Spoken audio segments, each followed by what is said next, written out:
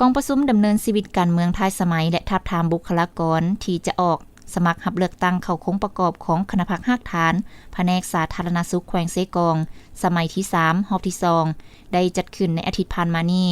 โดยการเป็นประธานของสหายพลจตวาท้องศรีกุลสนะคณะประจำพรรคแขวงเลขาคณะพรรคหัวหน้าการทหารกองบัญชาการทหารแขวงเซกองมีท่านดร.บัวไลเกียรติจันทร์เลขาคณะพรรครากฐานหัวหน้าแผนกสาธารณสุขแขวงพร้อมโดยคณะซี่นำสุกยูติดตามกะเกียมและดำเนินกองประชุมใหญ่3ขั้นแขวงคณะพรรคคณะแผนกตลอดฮอดบรรดาหน่วยพรรคพนักงานสมาชิกพรรคสมบูรณ์เข้าร่วมในกองประชุมคณะพรรครากฐานแผนกสาธารณสุขแขวงได้พัดเปลี่ยนกันห่างบทรายงานการเมืองทั้ง2ภาคฉบับปรับปรุงผ่านห่างเนื้อในแผนพัฒนาของแขนงสาธารณสุขฉบับปรับปรุงและผ่านห่างบทสำรวจการนำพารวมของคณะพรรครากฐานสุดเก่าฉบับปรับปรุงตลอดระยะ5ปีผ่านมา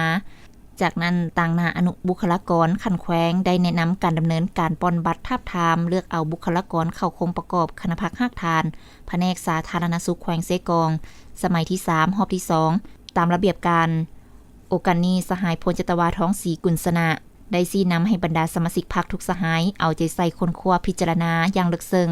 ในการใช้สิทธิประชาธิปไตยของตนเข้าในการปอนบัตรคัดเลือกเอาบุคลากรผู้ที่มีมาตรฐานเงินไขครบถ้วนมีคุณธาตุการเมืองนักแน่นมีคุณสมบัติศีลธรรมปฏิวัติมีแบบแผนดำรงชีวิตที่ปลอดภัยมีความรู้ความสามารถมีแบบแผนนำพาและวิธีเฮ็ดเวียกในการนำพาซี่น้ำที่ดีเพื่อให้กองประชุมใหญ่ของแผนกสาธารณสุขแขวงที่จะได้ไขขึ้นในมม.นี้ได้รับการปรับปรุงดีขึ้นทีละก้าว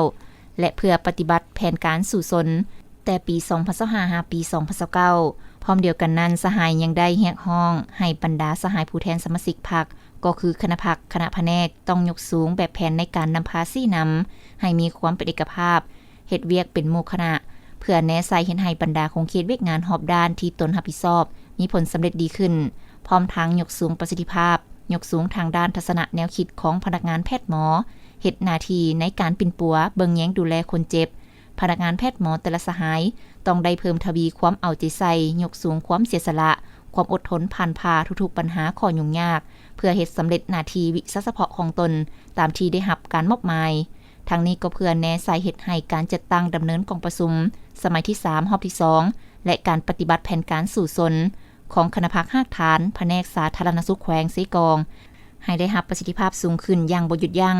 โอกาสนี้ในกองประชุมได้พร้อมกันใช้สิทธิ์ของตนปอนบัตรเลือกตั้งเอาบุคลากรเข้าคงประกอบคณะพรรครากฐาน